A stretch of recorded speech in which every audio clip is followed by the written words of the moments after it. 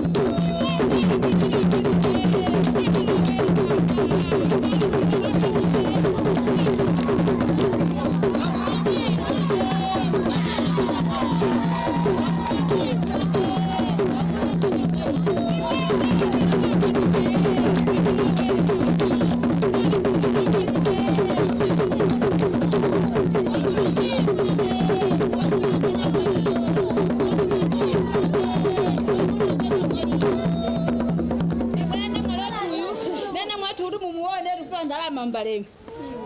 Kuti mumuone mwali wathu. Mulange inu, mulange na mwali.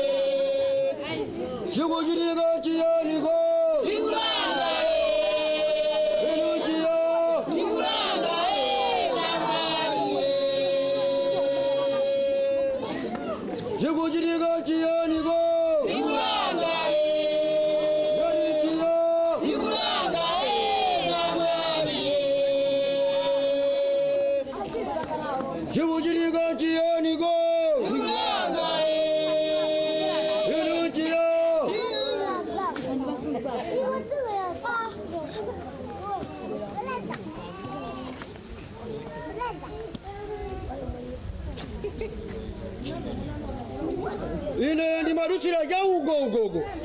Koma ndi kudabwa mudzimanga muno monga mudziwe tiye governor. Mukuchita ngengele. Wali chikuchitika chiyani? Munga ndiuzeko. Hayi ndithu afumu zoona. Kuti muno munakula ntsikana. Ntsikana akakula ati mamuginira. Era akalangidwa asasiye sukula bilize sukula asapite kubanja ayi. Kulangiza ndithu. Ayi, kale buno ko basi. Kutona kuchita chimene kapempenya ndi chotere. Ana akatata nsinku monga mmene wachitira uyu. Ose iwala kwauza chikhezo chofunikira kwambiri. Chifukwa chakuti mumangoti ana akangochoka mukangena kutsimba kuja yotsatira zake kubanja. Mmalo moti apitize maphunziro ake. Mukundimva kaya? Zoona afumu. Komanso mukamudziwalangiza zinthu zofunikira kwambiri. Zili kuko zimabwera mudu yathu lino. Mmalo atirengana umali koma yayi kumangoyenda njira osakhala bwino iyayi. Hayi zoona atizuchitikadi. Mukundimva kaya? Chono mungandilole kuti namwali wanu ndivire naye ko pang'ono nyimbo imodzi yokha mongera ti Inu ya mfumu utikolani. Koja kuti ife muti muli tikala kweli. Katipisa mbuzi. Kati mwachima mwese mbuzi. Kuti muviyena ina mwali mupereke ndalama. Okhala ine mwini dera ndipereke ndalama. Kuti muvire naye ina mwali wathu. Chifukwa choti ndakutulukirani. Ayi zitheka. Yabwino. Mmadziwe pa mafumu kuti masanga kwambiri zikhalidwe zathu za makolo izi. Yabwino. Ndiye nyimbo yake na. Kuloko nali mtero. Ndi kututsira cha ugo. Nakumva ni mukuyimba kanyimbo kanu. Lange. Na mari. Imene. Lange na mari.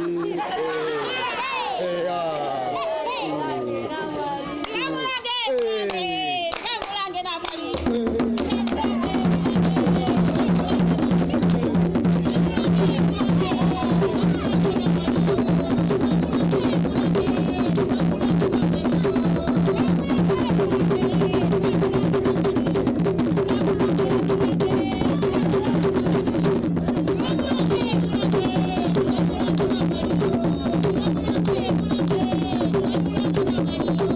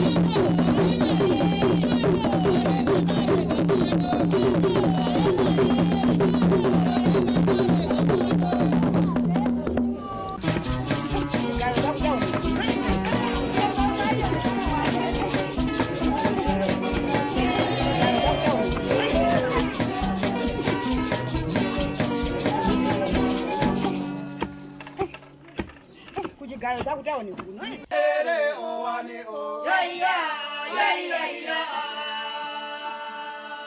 Nineke kute kusana imaseke mulokola kadere owani o. Ya Zama gole molela. Zama gole molela. Zama gole molela. Zama gole molela.